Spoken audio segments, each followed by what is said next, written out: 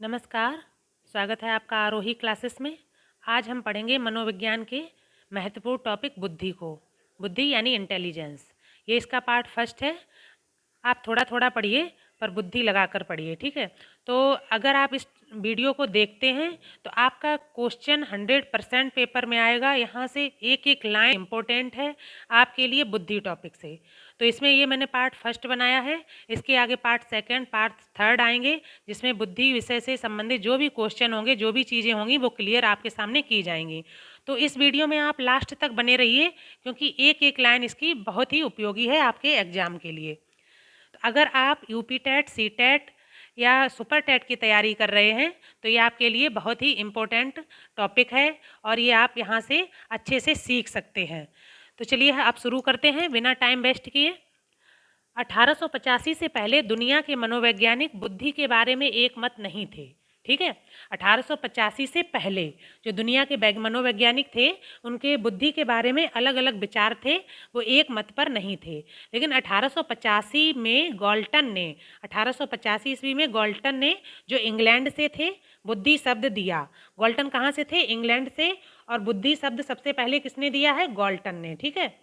1890 में पेंसिल्वेनिया विश्वविद्यालय के प्रोफेसर ने अपनी पुस्तक, ठीक है, तो पेंसिल्वेनिया के प्रोफेसर थे विश्वविद्यालय के, कैटल, उन्होंने अपनी पुस्तक मानसिक परीक्षण एवं मापन में मानसिक परीक्षण शब्द दिया, ठीक है। कब? 1890 में।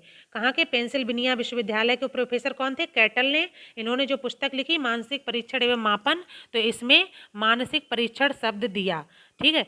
अब 1895 और 1900 के मध्य जन आंदोलन के फलस्वरूप बुद्धि के संदर्भ में एक वस्तुनिष्ठ तरीके या विधि की मांग की गई। 1895 और 1900 के मध्य जन आंदोलन हुआ फ्रांस में और बुद्धि के एक वस्तुनिष्ठ तरीके की या विधि की मांग की गई, जिससे बुद्धि के बारे में हम समझ सकें कि बच्चा किस बुद्धि का है और हमें उसे किस तरीके से पढ़ाना चाहिए। चलिए आगे देख लेते हैं। इसके फलस्वरूप क्या हुआ? इसके फलस्वरूप 1904 में फ्रांस के शिक्षा मंत्री, ठीक है, कब? 1904 में। 1904 में फ्रांस के शिक्षा मंत्री ने अल्फ्रेड बिने की अध्यक्षता में बिने आयोग का गठन किया। तो इन्होंने एक आयोग बनाया फ्रांस में, जिसका नाम रखा बिने आयोग। और बिने आयोग के जो अध्यक्ष थे कौन थे? अल्फ्रेड बिने। इनकी अध्यक्षता में बिने आयोग का गठन किया। कब किया? 1904 में। 1904 में किया। और किसका? बिने आयोग का गठन। इसके बाद 1905 में साइमन के सम्मिलित होने से बिने साइमन आयोग का गठन किया गया। तो 1904 में जब ये आयोग बना था, इसका नाम था बिने आयोग। इसके बाद 1905 में इसमें अल्फ्रेड बिने के शिष्य जो थे साइमन, वो भी सम्मिलित हो गए, तो इसका नाम रख दिया गया बिने साइमन आयोग, ठीक है। इसके बाद 1905 में ही बिने साइमन द्वारा बिने साइमन बुद्धिमापनी बनाई गई। तो बुद्धिमापनी का निर्माण कब किया गया? 1905 में। यहाँ से देखिए एक एक लाइन आपके लिए बहुत ही महत्वपूर्ण है। अब बिने साइमन जो बुद्धिमापनी है वो 1905 में बनाई गई, ठीक है। और किसके द्वारा बनाई गई? बिने और साइमन के द्वारा, ठीक है। तो बिने साइमन बुद्धिमापनी का जो निर्माण किसने किया था? बिने साइमन ने, जिसमें प्रश्नावलियों की संख्या 30 थी। कितनी थी? 30। इसके बाद बिने साइमन की बुद्धिमापनी जो है वो पहली बुद्धिमापनी है, ठीक। सबसे पहले जो बुद्धिमापनी का निर्माण किया है वो बिने साइमन ने ही किया है, ये बिने साइमन बुद्धिमापनी, ठीक है। जो बुद्धि के बारे में जो मापनी का निर्माण किया गया है किसने किया है? बिने साइमन ने। ये इनकी पहली बुद्धिमापनी थी। इससे पहले बुद्धि को मापने के लिए कोई भी मापनी नहीं बनी थी। अब 1908 एवं 1911 में बिने साइमन बुद्धिमापनी क्रमशः प्रथम व द्वितीय संशोधन हुआ। 1908 में, मतलब 1905 में बुद्धिमापनी बनाई, इसके बाद 1908 में प्रथम संशोधन हुआ और 1911 में द्वितीय संशोधन हुआ इस बुद्धिमापनी में। इसके बाद इसमें प्रश्नावलियों की संख्या कितनी हो गई? 54। सबसे पहले जब बुद्धिमापनी बनी थी तो प्रश्नावलियों की संख्या कितनी थी? 30। और इसके बाद जब उसमें प्रथम संशोधन कब हुआ? 1908 में। और द्वितीय संशोधन कब हुआ? 1911 में, ठीक। इसके बाद प्रश्नावलियों की जो संख्या कितनी हो गई? 54 कर दी गई। 1911 में ही बिने के द्वारा 1911 में ही बिने के द्वारा मानसिक आयु शब्द दिया गया। तो मानसिक आयु शब्द जो सबसे पहले दिया गया वो बिने के द्वारा दिया गया। और कब? 1911 में। तो यहाँ से देखिए आपके लिए एक एक टॉपिक बहुत ही इम्पोर्टेंट हो रहा है। 1911 में बिने के द्वारा मानसिक आयु शब्द दिया गया। इसके बाद आगे देख लेते हैं। अगस्त 1911 में बिने का देहांत हो गया। ठीक है, कब? अगस्त 1911 में बिने का देहांत हुआ। अब अल्फ्रेड बिने को बुद्धि का पुरोगामी कहा जाता है। अल्फ्रेड बिने मतलब इसकी जो बुद्धि की सबसे पहले जो मापनी बनाई उसके बारे में जो बताया, सबसे पहले किसने बताया? अल्फ्रेड बिने ने। ठीक है, इनका देहांत कब हो गया? 1911 में। 1912 में मानसिक आयु 1912 में मानसिक आयु व शारीरिक आयु में तुलनात्मक संबंध बताते हुए बुद्धि लब्धि सूत्र बताया। ठीक है, 1912 में क्या बताया? जो मानसिक आयु व शारीरिक आयु में तुलनात्मक संबंध बताते हुए बुद्धि लब्धि सूत्र बताया। अब ये सूत्र किसने बताया? ये सूत्र दिया, सबसे पहले जो सूत्र दिया बुद्धि लब्धि का, वो दिया स्टर्न और कोहलमान ने। ठीक है, यहाँ से आपको हर चीज़ क्लियर कर देंगे, इसमें आप कंफ्यूज नहीं होइए, बस आप हमारे साथ बने रहिए। देखिए, 1912 में मानसिक आयु व शारीरिक आयु में तुलनात्मक संबंध बताते हुए बुद्धि लब्धि सूत्र बनाया। ठीक है, अब बनाया किसने? स्टर्न और कोहलमान ने। तो स्टर्न और कोहलमान ने जो सूत्र बनाया उसको क्या बनाया? IQ बराबर मानसिक आयु बटे शारीरिक आयु। इन्होंने जो सूत्र दिया वो क्या दिया? IQ बराबर मानसिक आयु बटे शारीरिक आयु। ठीक है, तो जो सबसे पहले 1912 में बुद्धि लब्धि सूत्र बनाया वो स्टर्न और कोहलमान ने बनाया। अब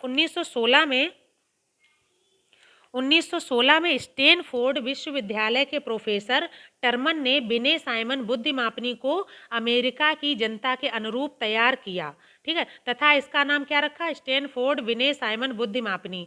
अब जब 1912 में क्या बुद्धि लब्धि सूत्र दे दिया स्टर्न और कोहलमान ने, और सूत्र क्या दिया? IQ बराबर मानसिक आयु बटे शारीरिक आयु। अब 1916 में स्टैनफोर्ड विश्वविद्यालय अमेरिका में है, वहाँ के प्रोफेसर कौन थे? टर्मन।